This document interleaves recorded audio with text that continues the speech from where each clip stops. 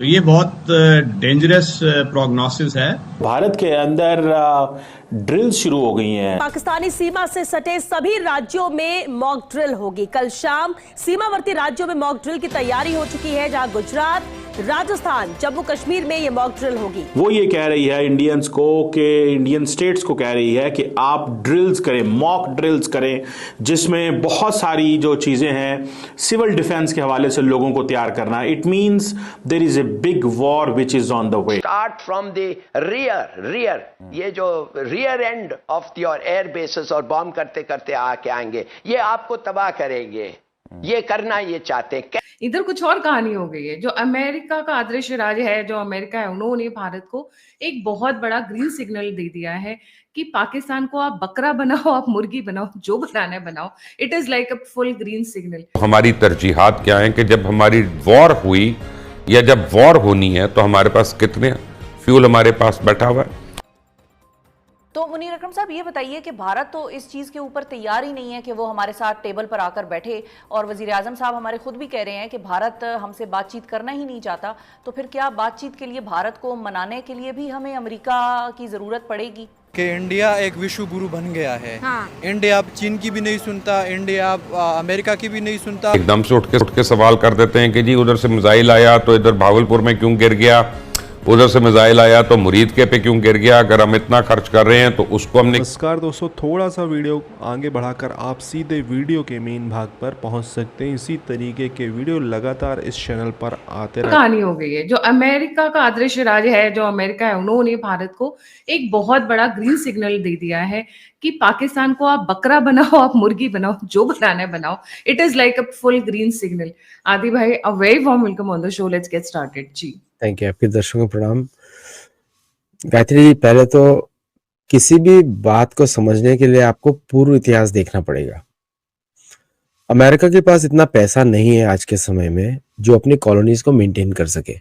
ये सत्य बात है, ये दुनिया को मालूम भी है ना। और शतरंज में घोड़ा चाल चलता है, और भारत ने घोड़े की चाल चढ़ी है ना। 11 एयर बेसेस तोड़ दिए और जम के खुलकर बमबारी, मतलब इतना नहीं छोड़ा मोदी जी ने, लेकिन एयरफोर्स के जितने तक उसको शांति मिलती थी उसने किया जो करना था पहले फेज में। वो घोड़े की चाल है।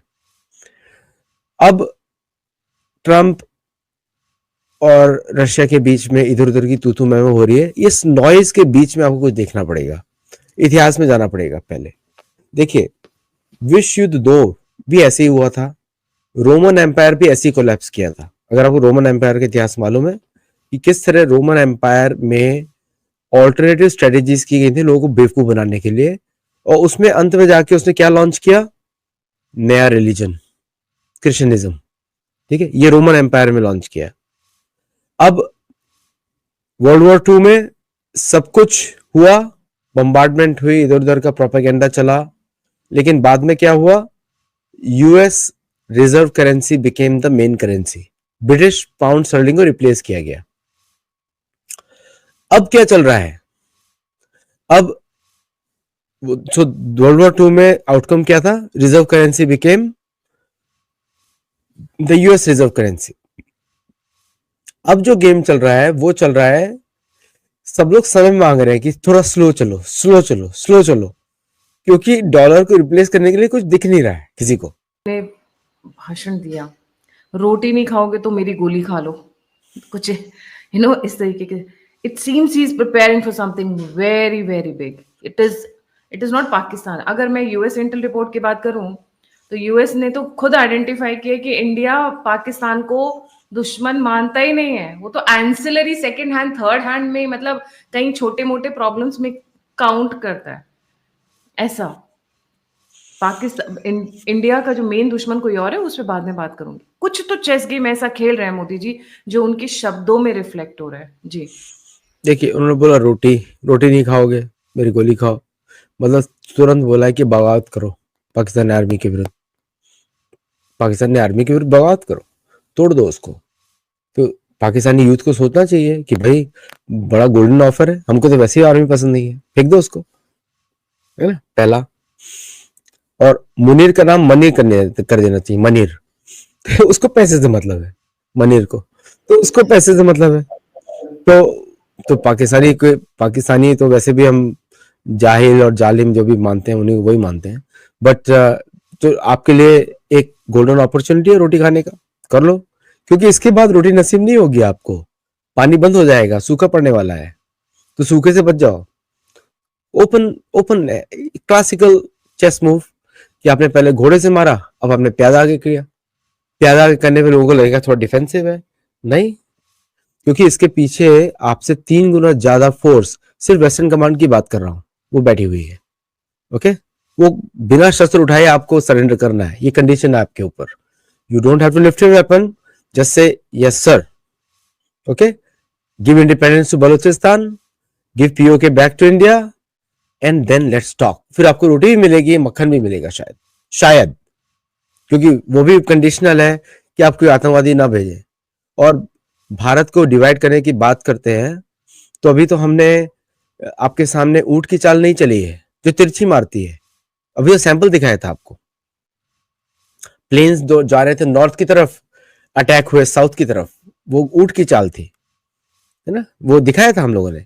अब पॉलिटिकली आदि भाई दोबारा बताएं planes were flying north and the missiles were hitting south. जा रहे हैं भारत की तरफ से, अगर कोई ऐसी सोच पाई जाती है या इसके लिए कोई प्लान किया जा रहा है या कर लिया गया या किया जा रहा है कि F-35 खरीदे जाएं अमेरिका से, तो इसकी मांग कर ली गई है, तो क्या अब जंग जो होगी इंडिया पाकिस्तान के बीच उसमें F-16 और F-35 का मुकाबला होगा? अब देखिए, ये तो हम इस बारे में भी कुछ नहीं कह सकते, क्योंकि वेपन्स और हथियार तो है कोई कंट्री वैसे भी खरीद सकता है, लेकिन क्योंकि अभी आपको पता है कि ये जो सिचुएशन हुई है दोनों कंट्रीज़ के बीच जंग की, 4 दिन की जंग जो रही, इसके अंदर इसके बाद जब कोई भी बड़ा कदम उठाया जाएगा तो आप तो दोस्तों आपने देखा ये छोटा सा क्लिप, आगे आप पूरा क्लिप देख सकेंगे। इस क्लिप में बात हो रही है किस तरीके से भारत के विदेश मंत्री जाने वाले हैं रशिया के विज़िट में, और कुछ लोग अंदाज़ा लगा रहे हैं और पाकिस्तान के भी कुछ एंकर अंदाज़ा लगा रहे हैं कि S-500 की डील शायद भारत करेगा।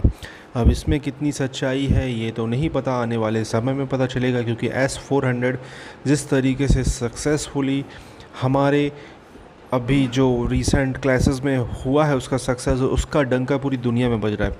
जिस तरीके से पाकिस्तान की मतलब मिसाइल बिल्कुल ही फेल हो गई थी उसके आगे, तो S-500 की उससे भी ज़्यादा रेंज है, तो ये डेफिनेटली इंडिया अब इन फ्यूचर और ये डिफेंस सिस्टम ख़रीदेगा। तो पता नहीं है इसमें कितनी सच्चाई है कितनी सच्चाई नहीं है, इन फ्यूचर ये हमें पता चलेगा। और पाकिस्तान का एयर डिफेंस चाइना का जिस तरीके से फ्लॉप हुआ है, उसने पाकिस्तान का ही नुकसान नहीं किया, इवन चाइना का नुकसान किया। और मज़े की बात यह है कि चाइना खुद जो एयर डिफेंस सिस्टम उसने बनाया है उसको उसने इस्तेमाल में नहीं लिया। इंडियन बॉर्डर पर उसने S-400 ही लगाया हुआ है, मतलब इंडिया बॉर्डर पे दोनों साइड, मतलब पाकिस्तान मतलब चाइना और भारत S-400 लगा के बैठे हुए हैं। सीरियसली ये कितनी फ़नी बात है। और मेरे हिसाब से यार, भारत हो चाइना हो, इन दोनों कंट्री, ये China developed country, India developing country है, इन दोनों को अपने मैटर्स बैठकर सॉल्व करने चाहिए और सीरियसली वॉर का सीन बनना नहीं चाहिए। पाकिस्तान को मैं ये सलाह दूंगा नहीं, क्योंकि वो मानेंगे नहीं, वो गधे लोग हैं, वो तो उनका कुछ सीन ही नहीं बनता। ये कश्मीर का मुद्दा ख़त्म भी हो जाएगा तो भी वो इंडिया के साथ हमेशा इंगेज रहेंगे।